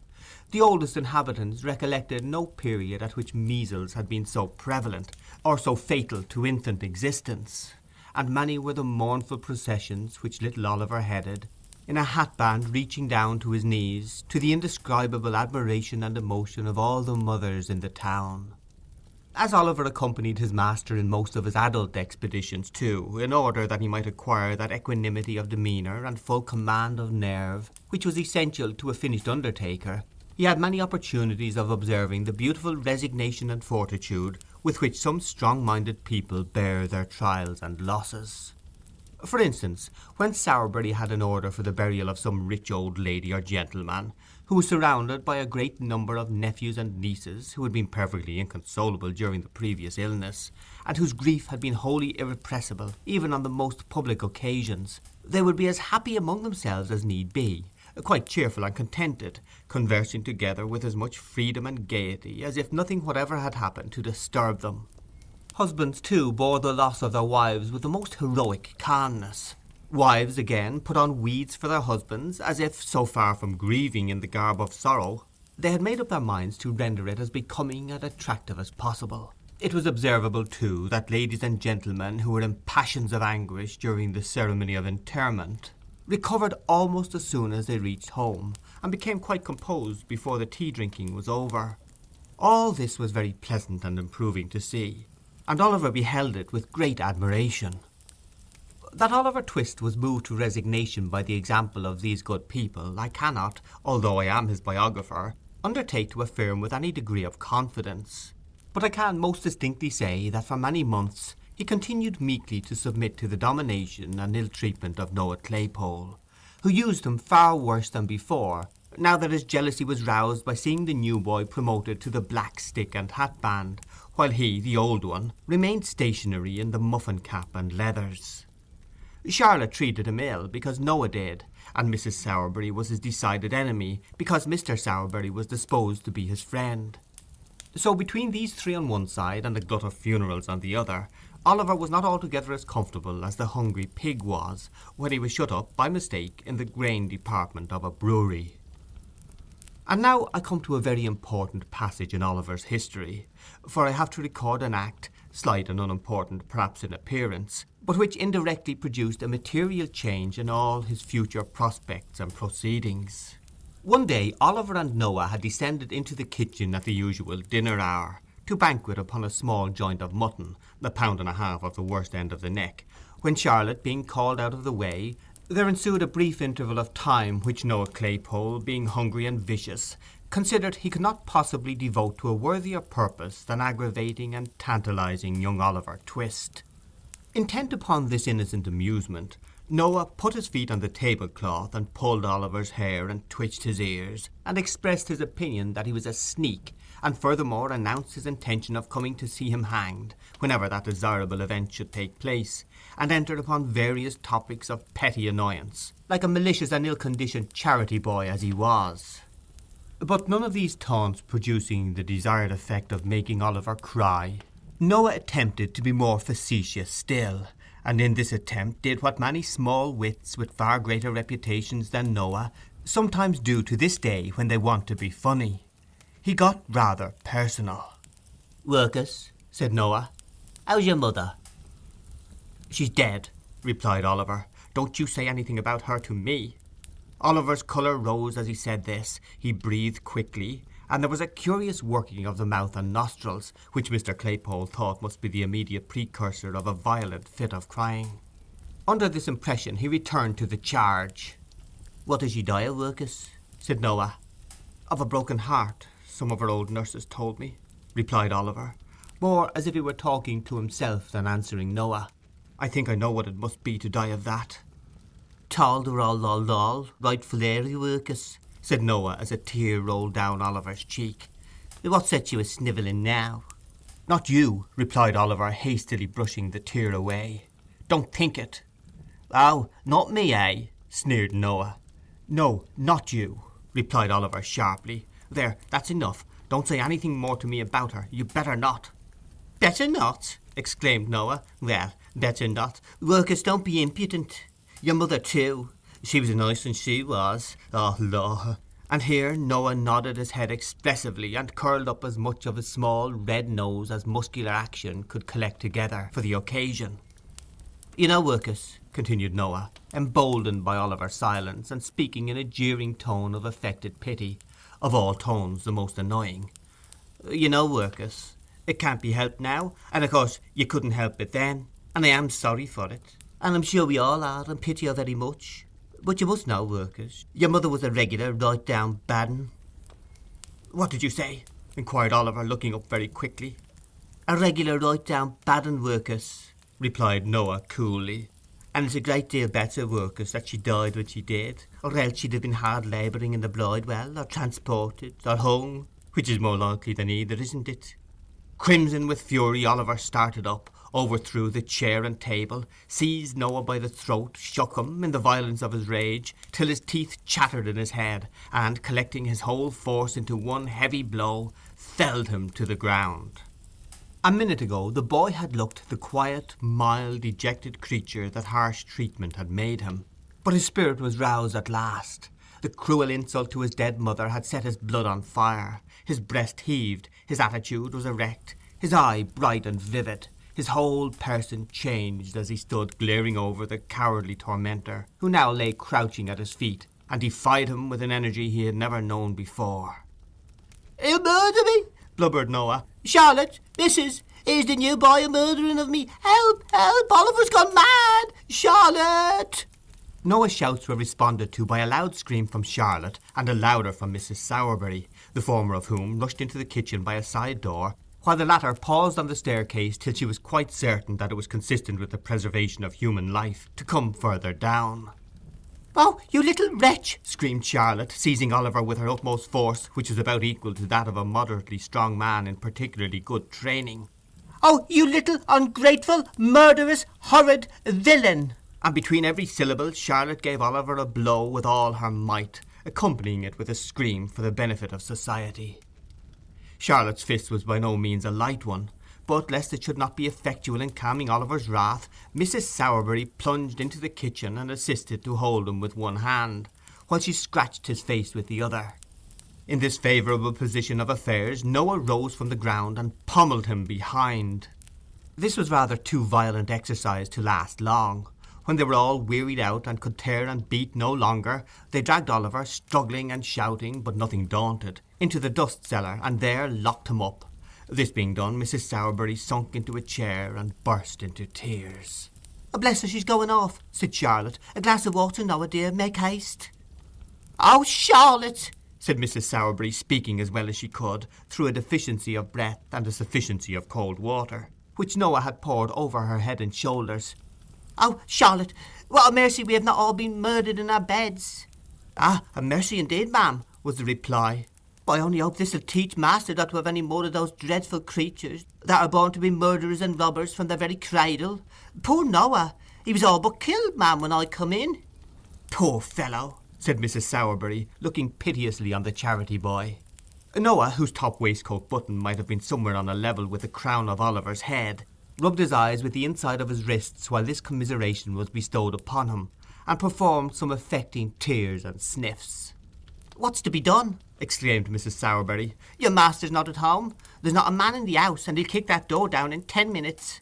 Oliver's vigorous plunges against the bit of timber in question rendered this occurrence highly probable. "Dear, dear, I don't know, ma'am," said Charlotte, "unless we send for the police officers." "Or the military," suggested Mr. Claypole. "No, no," said Mrs. Sowerberry, bethinking herself of Oliver's old friend. "Run to Mr. Bumble, Noah, and tell him to come here directly, and not to lose a minute. Never mind your cap. Make haste. You can hold a knife to that black eye as you run along. It'll keep the swelling down."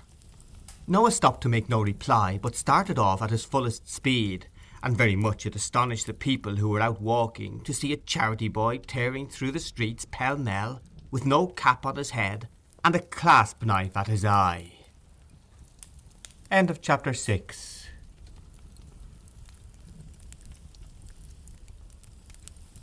The Artful Dodger, a name well known among the street urchins of London.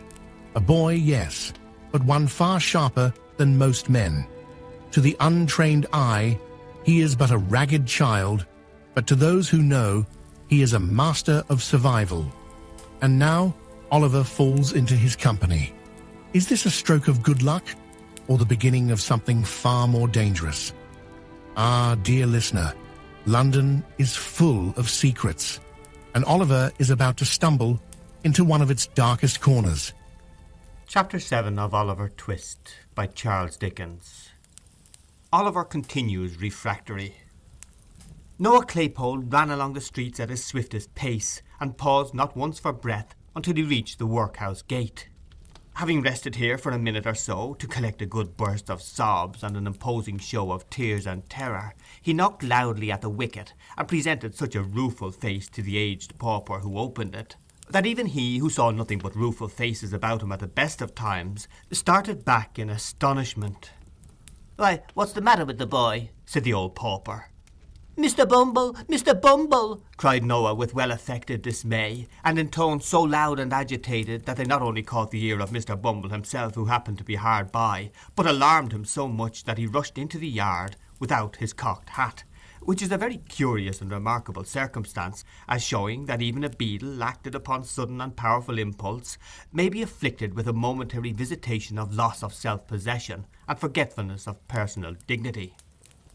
"Oh, Mr. Bumble, sir," said Noah. "Oliver, sir, Oliver has—" What?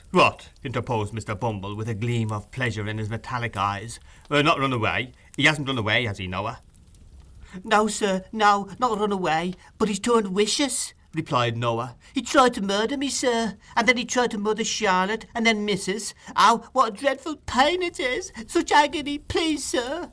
And here Noah writhed and twisted his body into an extensive variety of eel-like positions, thereby giving Mr. Bumble to understand that from the very violent and sanguinary onset of Oliver Twist he had sustained severe internal injury and damage, from which he was at that moment suffering the acutest torture.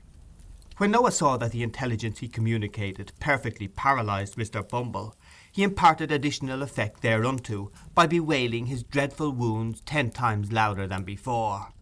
And when he observed a gentleman in a white waistcoat crossing the yard, he was more tragic in his lamentations than ever, rightly conceiving it highly expedient to attract the notice and rouse the indignation of the gentleman aforesaid.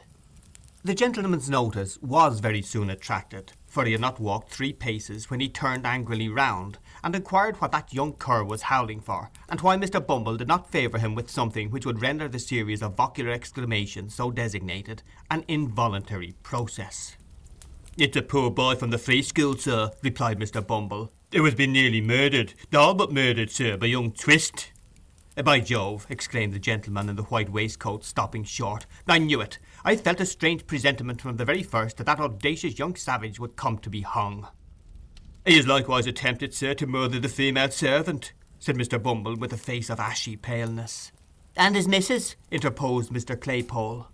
"And his master too, I think you said, Noah," added Mr. Bumble. "No, he's out, or he would have murdered him," replied Noah. "He said he wanted to." "Ah, said he wanted to, did he, my boy?" inquired the gentleman in the white waistcoat. "Yes, sir," replied Noah. "And please, sir, missus wants to know whether Mr. Bumble can spare time to step up there directly and flog him, 'cause master's out." "Certainly, my boy, certainly," said the gentleman in the white waistcoat, smiling benignly and patting Noah's head, which was about 3 inches higher than his own. "You're a good boy, a very good boy. Here's a penny for you. Bumble, just step up to Sowerberry's with your cane and see what's best to be done. Don't spare him, Bumble."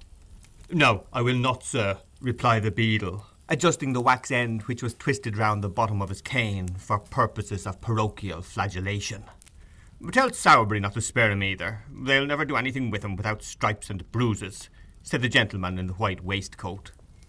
"I'll take care, sir," replied the beadle, and the cocked hat and cane having been by this time adjusted to their owner's satisfaction, Mr. Bumble and Noah Claypole betook themselves with all speed to the undertaker's shop.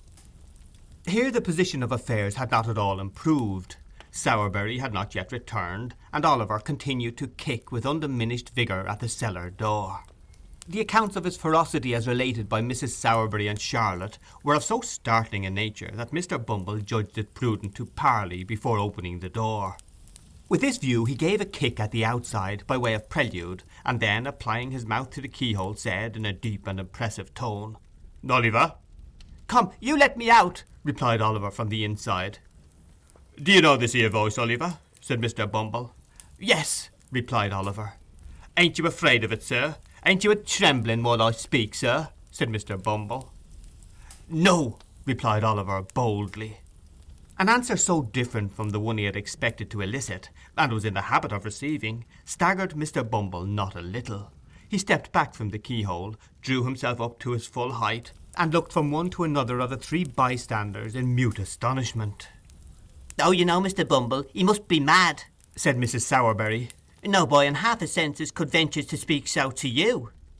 It's not madness, ma'am, replied Bumble after a few moments of deep meditation. It's meat. What? exclaimed Mrs. Sowerberry. Meat, ma'am, meat, replied Bumble with stern emphasis. You've overfed him, ma'am. You've raised an artificial soul and spirit in him, ma'am, unbecoming a person of his condition.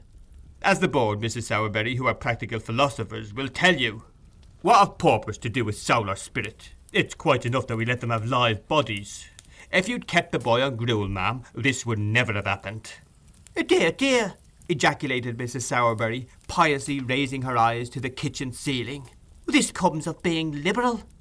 The liberality of Mrs. Sowerberry to Oliver had consisted of a profuse bestowal upon him of all the dirty odds and ends which nobody else would eat. So there was a great deal of meekness and self-devotion in her voluntarily remaining under Mr. Bumble's heavy accusation, of which, to do her justice, she was wholly innocent in thought, word, or deed. "Ah," said Mr. Bumble, when the lady brought her eyes down to earth again, "the only thing that can be done now, that I know of, is to leave him in the cellar for a day or so, till he's a little starved down, and then to take him out and to keep him on gruel all through the apprenticeship. He comes of a bad family, excitable natures, Mrs. Sowerberry. Both the nurse and the doctor said that mother of his made her way here against difficulties and pain that would have killed any well-disposed woman weeks before." At this point of Mr. Bumble's discourse, Oliver, just hearing enough to know that some allusion was being made to his mother, recommenced kicking with a violence that rendered every other sound inaudible. Sowerberry returned at this juncture. Oliver's offence having been explained to him with such exaggerations as the ladies thought best calculated to rouse his ire, he unlocked the cellar door in a twinkling and dragged his rebellious apprentice out by the collar. Oliver's clothes had been torn in the beating he had received, his face was bruised and scratched, and his hair scattered over his forehead. The angry flush had not disappeared, however, and when he was pulled out of his prison he scowled boldly at Noah, and looked quite undismayed. "Now, you're a nice young fellow, ain't you?" said Sowerberry, giving Oliver a shake and a box on the ear. He called my mother names, replied Oliver. Well, and what have you did, you little ungrateful wretch? said Mrs. Sowerberry. She deserved what he said, and worse. She didn't, said Oliver. She did, said Mrs. Sowerberry. It's a lie, said Oliver. Mrs. Sowerberry burst into a flood of tears. This flood of tears left Mr. Sowerberry no alternative. If he had hesitated for one instant to punish Oliver most severely, it must be quite clear to every experienced reader that he would have been, according to all precedents in disputes of matrimony established, a brute, an unnatural husband, an insulting creature, a base imitation of a man, and various other agreeable characters too numerous for recital within the limits of this chapter. To do him justice, he was, as far as his power went, it was not very extensive, kindly disposed towards the boy, perhaps because it was in his interest to be so, perhaps because his wife disliked him. The flood of tears, however, left him no resource. So he at once gave him a drubbing which satisfied even Mrs. Sowerberry herself, and rendered Mr. Bumble's subsequent application of the parochial cane rather unnecessary. For the rest of the day he was shut up in the back kitchen, in company with a pump and a slice of bread. And at night Mrs. Sowerberry, after making various remarks outside the door, by no means complimentary to the memory of his mother, looked into the room, and amidst the jeers and pointings of Noah and Charlotte, ordered him upstairs to his dismal bed. It was not until he was left alone in the silence and stillness of the gloomy workshop of the undertaker that Oliver gave way to the feelings which the day's treatment may be supposed likely to have awakened in a mere child. He had listened to their taunts with a look of contempt. He had borne the lash without a cry, for he felt that pride swelling in his heart which would have kept down a shriek to the last, though they had roasted him alive. But now, when there were none to see or hear him, he fell upon his knees on the floor, and, hiding his face in his hands, wept such tears as, God send for the credit of our nature, few so young may ever have cause to pour out before him. For a long time Oliver remained motionless in this attitude. The candle was burning low in the socket when he rose to his feet. Having gazed cautiously round him and listened intently, he gently undid the fastenings of the door and looked abroad. It was a cold, dark night. The stars seemed, to the boy's eyes, farther from the earth than he had ever seen them before. There was no wind, and the sombre shadows thrown by the trees upon the ground looked sepulchral and deathlike from being so still. He softly reclosed the door. Having availed himself of the expiring light of the candle to tie up in a handkerchief the few articles of wearing apparel he had, he sat himself down upon a bench to wait for morning. With the first ray of light that struggled through the crevices of the shutters, Oliver arose and again unbarred the door. One timid look round, one moment's pause of hesitation. He had closed it behind him and was in the open street. He looked to the right and to the left, uncertain whither to fly. He remembered to have seen the waggons as they went out toiling up the hill. He took the same route, and arriving at a footpath across the fields, which he knew after some distance, led out again into the road, struck into it, and walked quickly on. Along this same footpath Oliver well remembered he had trotted beside Mr. Bumble when he first carried him to the workhouse from the farm. His way led directly in front of the cottage. His heart beat quickly when he bethought himself of this, and he half resolved to turn back. He had come a long way, though, and should lose a great deal of time by doing so. Besides, it was so early that there was very little fear of his being seen. So he walked on. He reached the house. There was no appearance of its inmates stirring at that early hour. Oliver stopped and peeped into the garden.